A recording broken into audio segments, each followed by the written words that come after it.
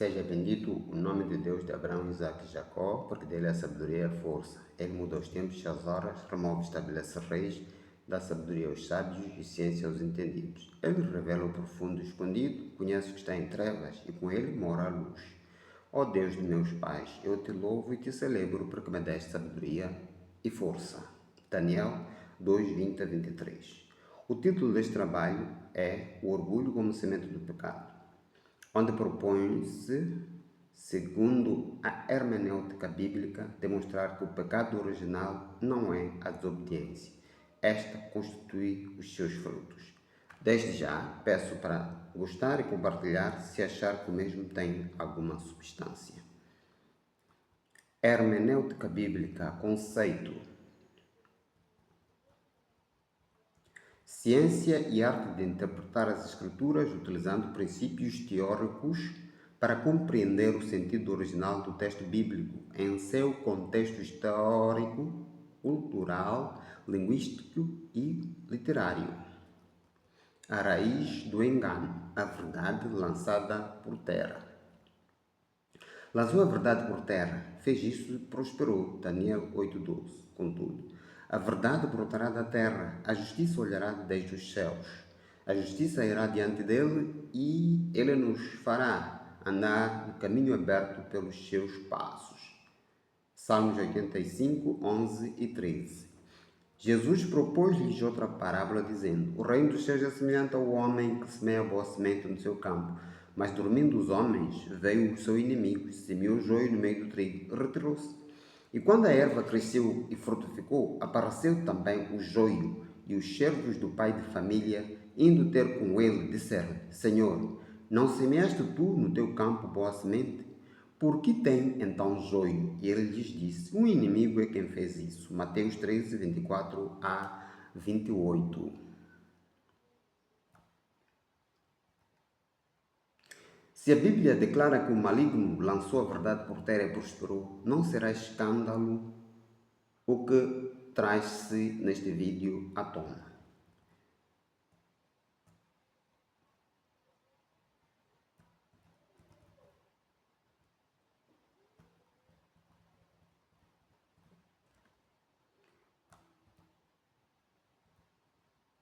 Segundo a parábola do semeador, Mateus 13, 1 a 23, o que semeia, semeia a palavra. Subentendendo-se que o semeador do campo é Deus, o qual semeou a boa semente. E o maligno é o diabo, que semeou o joio no meio da boa semente. Os servos do homem, o qual representa Deus, são os seus profetas, os quais, apercebendo-se do joio entre a semente, pretendiam arrancá-lo, porém o dono do campo não lhes permitira. Do exposto, depreende-se que a palavra de Deus, a original, foi adulterada e o errado se tornou certo. Vice-versa, a lei foi mudada. Daniel 7:25. O que era proibido se tornou permitido e o que era permitido se tornou proibido, porque, como se pode depreender em Gênesis 3:1, mentir e semear dúvida, resultando em confusão, é a tática do inimigo do povo de Deus, porque não há verdade nele, afinal, é o pai da mentira e jamais se firmou na verdade. Mentir para corromper a palavra de Deus é a sua tática. João 8:44. Apercebendo Satanás de que era impossível vencer os escolhidos de Deus, então se misturou com eles e corrompeu as armas da sua milícia, que segundo Coríntios 10:4, não são carnais, mas sim poderosas em Deus para a destruição de fortalezas. Por isso, segundo Efésios 6:12, temos principados, potestades, príncipes das trevas e hostes espirituais da maldade nos lugares celestiais com os quais devemos lutar. O orgulho como semente do pecado, que é o título deste trabalho.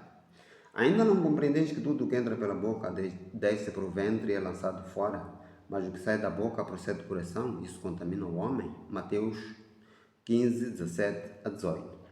Temos sido doutrinados que o pecado original é a desobediência, mas o ato de desobedecer é a manifestação de algo muito mais sério, que foi o que levou Satã a rebelar-se nos céus. Afinal, ele era o querubim protetor. Ezequiel 28:14. A estrela da manhã, Isaías 14:12. E isso levou-o a inchar-se, Ezequiel 28:17. E achou-se mal nele tornando-o orgulhoso. Portanto, a semente do pecado é o orgulho. Deus libertou Israel da mão dos egípcios pela mão. Deus libertou Israel da mão dos egípcios, portanto da escravidão, pela mão de Moisés. Porém, o povo não lhe tinha entregado totalmente seu coração. Por isso, diante dos cananeus, vacilou. Não confiou em Deus, mas em suas próprias forças. E teve medo dos gigantes que lá habitavam. O que significa que confiava nas suas próprias forças. Facto que levou Deus a irar-se, fazendo-os andar errantes pelo deserto, levando 40 anos para entrarem na terra prometida. Fato que ocorreu depois de aparecer toda aquela geração orgulhosa e desobediente, confiava em suas próprias forças, exceto Caleb e Josué. Nela não comerás levedado, 7 dias nela comerás pães asmos, pão de aflição, porquanto apressadamente saíste da terra do Egito, para que te lembres do dia da tua saída da terra do Egito, todos os dias da tua vida. Levedado não aparecerá contigo em todos os teus termos. Deuteronômio 16, 3-4. A tese aceita, segundo a qual Deus ordenou que os israelitas não comessem pão levedado e nem tenham fermento em todos os seus termos durante a Páscoa, é de que saíram apressadamente do Egito. Porém, assim como no pecado original, a pressa com que saíram é apenas uma manifestação de algo mais sério, que mais uma vez é orgulho, ou seja, era para que não se orgulhassem de lá terem saído. A pressa demonstra que eles não saíram do Egito por livre vontade. Não foi uma saída por eles programada, Êxodo 6:6-7, mas sim o próprio Deus os tirou de lá, Êxodo 12:31-33. Por isso, não deviam se orgulhar. O fato de terem levado massa não levedada constituía uma vontade do próprio Deus, não sendo bafejo das circunstâncias, pois o orgulho incha, mas o amor edifica. 1 Coríntios 8:1. Note-se que a massa não tinha levedado ainda, porém tinha fermento, e a ordem é que não se coma pão levedado e nem se tenha fermento em casa, querendo Deus demonstrar a extrema aversão que tem ao fermento, sinal da aversão que tem ao orgulho, devido ao que pode fazer quando entra no coração do homem. Nesta acepção, o problema da aversão ao fermento na Páscoa reside no facto de que os israelitas não deviam se orgulhar de terem saído do Egito, pois não foi por esforço próprio, mas uma vontade do próprio Deus, e não bafejo da pressa com que saíram. Porque Deus sabe que no dia em que der comer, se abrirão os vossos olhos e sereis como Deus.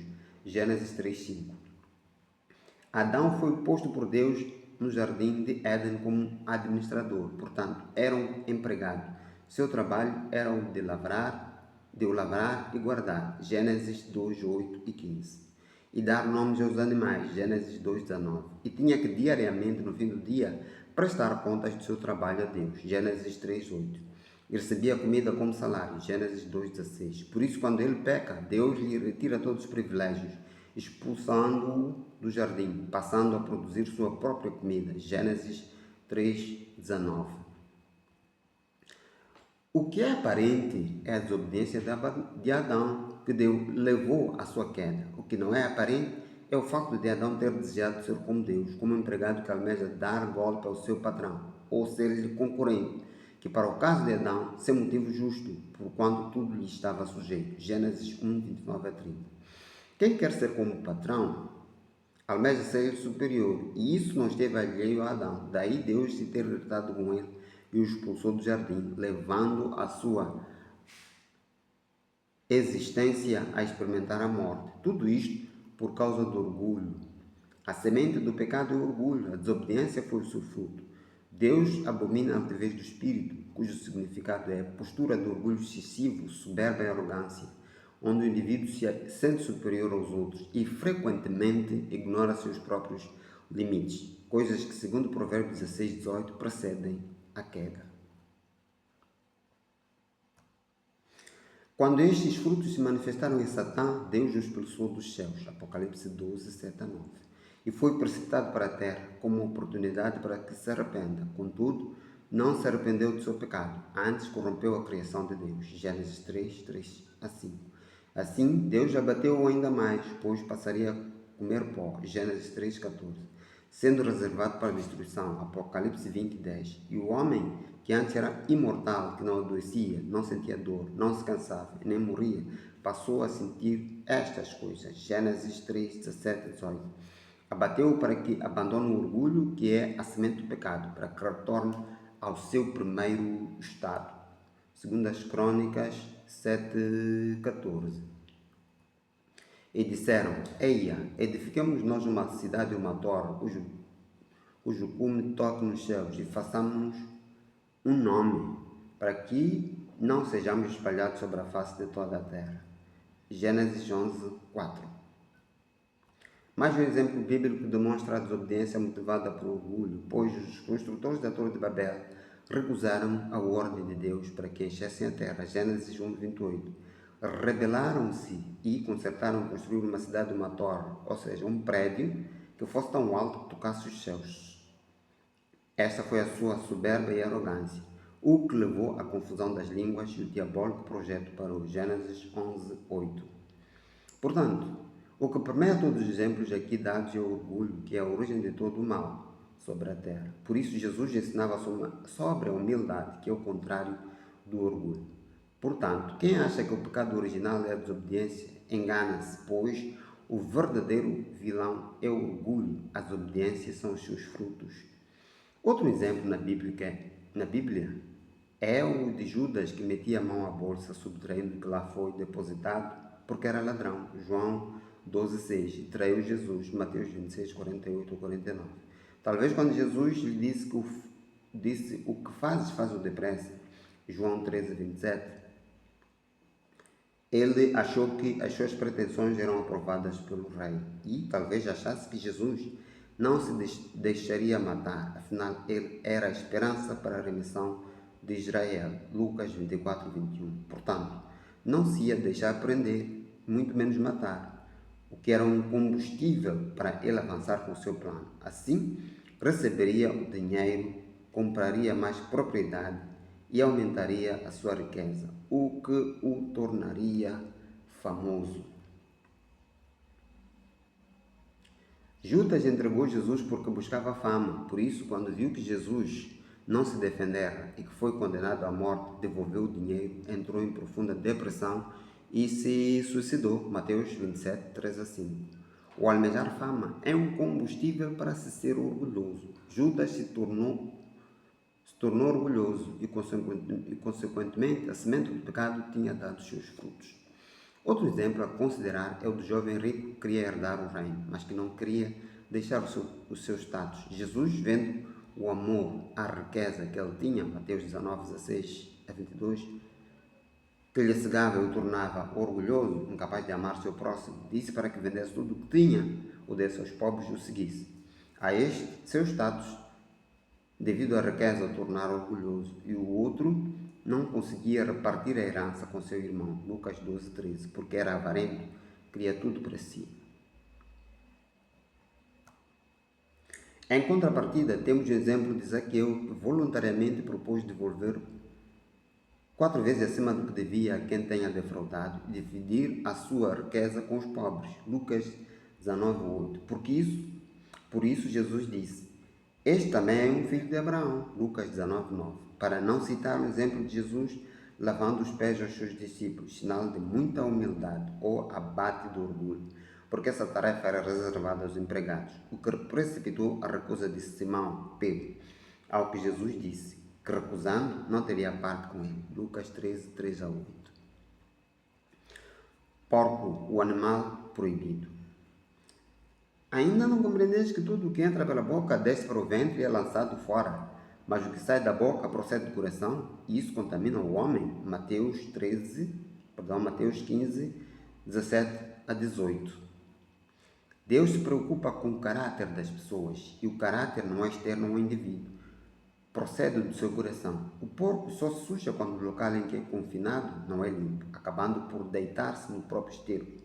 Em certa medida, nós, como seres humanos, somos semelhantes ao porco, porque pecamos sempre. Nossos pecados nos sujam e tornam-nos abomináveis perante Deus, mas Ele convida a que nos lavemos no sangue do Cordeiro e abandonemos o velho homem, morto em delitos e pecado. Efésios 4, 22 a 24. Repito, o porco só é imundo quando fica num lugar imundo. Do contrário, é um animal limpo como outro qualquer. Segundo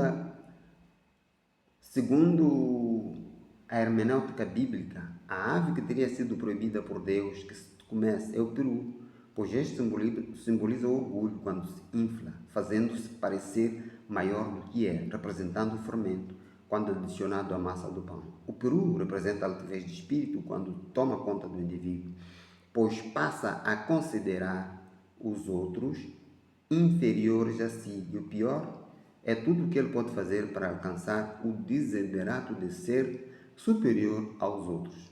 O peru é que era proibido de se comer em Israel, e não o porco. Aliás, talvez por isso exista um dito não confirmado, mas confirma a tese, de que os judeus acham a galinha uma ave imunda, quando o verdadeiro vilão é o peru. Hoje, infelizmente, o peru faz parte da ceia de Natal, o que não devia ser. É triste que algumas religiões considerem o porco um animal imundo, mas comem o peru, que é a verdadeira ave imunda, pois representa a semente do pecado, que é o orgulho, o que causou a rebelião nos céus. Outra ave imunda é o pavão, pois representa a vaidade, que é um caminho para se tornar orgulhoso. Sim, o pavão, assim como o peru, para os antigos israelitas, eram aves imundas. E os demônios rogaram-lhe, dizendo: se nos expulsas, permite-nos que entremos naquela manada de porcos. E ele lhes disse: ide. E saindo eles se introduziram na manada dos porcos. E eis que toda aquela manada de porcos se precipitou no mar, por um despenhadeiro, e morreram nas águas. Mateus 8, 31 a 32. Aqui se torna mais sensato compreender a passagem bíblica onde Jesus expulsa os demônios e estes pedem que se lhes permita que entrem nos porcos. Se entendermos porcos como sendo ou estando em vez de perus, significa que os demônios entraram em um bando de perus, não uma manada de porcos. Aliás, se os mesmos tivessem entrado em uma manada de porcos, estes, precipitando no mar, com certeza nadariam, não morreriam afogados. Mesma sorte não teriam um bando de perus, certamente morreria, como aliás aconteceu. O desastre ambiental causado por cerca de 2.000 porcos afogados no mar não seria tão grave se se admitir que se tratava de porcos. Portanto, quem acha que o animal imundo é o porco, engana-se, pois o verdadeiro animal imundo ou ave imunda é o peru, representando a semente do pecado, que é o orgulho. O lugar em que tu estás é terra santa. E vendo o Senhor que se virava para lá a ver, bradou Deus a ele do meio da sarça e disse: Moisés, Moisés. E ele disse: Eis-me aqui. E disse: Não te chegues para cá, tira os teus sapatos dos teus pés, porque o lugar em que tu estás é terra santa. Disse mais: Eu sou o Deus do teu pai, o Deus de Abraão, o Deus de Isaque e o Deus de Jacó. E Moisés encobriu o seu rosto, porque temeu olhar para Deus. Êxodo 3, 4 a 6. Segundo o mesmo raciocínio, Deus não se preocuparia com os sapatos que Moisés trazia, pois, segundo o próprio Jesus, o que contamina o homem não está fora dele, mas sim dentro dele. Deus está preocupado com o caráter do indivíduo, Mateus 15, 8 a 9, não com as suas vestes, pois aquele que se chega a ele deve fazer com retidão de espírito, João 4, 23 a 24. Por isso, não era o lugar em que Moisés estava que abominava as supostas alparcas dos sapatos, mas sim era o próprio Deus que abominava o caráter apresentado por Moisés naquele momento, pois, segundo a hermenêutica bíblica, trazia consigo deuses midianitas e os servia. Números 25, 3 a 4. O que é contra o caráter de Deus? Êxodo 20, 3 a 5. Por isso, disse para que Moisés se livrasse daquelas semelhanças de pessoas que não tinham vida em si, representando apenas o orgulho e vaidade daqueles que os serviam, pois eram deuses vãos, frutos da moldagem dos homens. Gênesis 32, 7 a 10. Hoje, em algumas religiões tira-se o calçado quando se entra a adorar a Deus. achando que estão a obedecer a este suposto mandamento. O que Deus ordenou a Moisés que lançasse fora são os deuses dos midianitas que trazia consigo, e não os seus sapatos, albarcas ou sandálias. Portanto, quem acha que é pecado usar sapatos para entrar no templo de Deus, engana-se, pois o verdadeiro pecado são as imagens que carrega na vida, nas suas diversas manifestações, representando a substituição de Deus, ou seja, na forma de Deus. Conclusão: a semente da desobediência que corrompeu Satanás, Adão e precipitou Judas para a perdição é o orgulho que causa a altivez de espírito, precedendo a queda. A ave proibida de se comer para os israelitas é o peru, que simboliza o orgulho, quando entra no coração do homem, que o faz inchar-se e não o porco. A outra ave é o pavão, que simboliza a vaidade, pois este é o caminho para se tornar orgulhoso. A imundície do porco é externa, sendo um animal limpo para se comer, pois o que contamina o homem está dentro dele. Tal é o caso das alparcas, ou sandálias, ou sapatos. Não são abomináveis perante Deus, mas os ídolos, nas suas diversas manifestações que a pessoa carrega, esses sim são abomináveis, porque representam a substituição de Deus. Chegamos ao fim de mais um vídeo, que mais uma vez peço para compartilhar e gostar, se achar que tem alguma substância. Deus abençoe. Amém.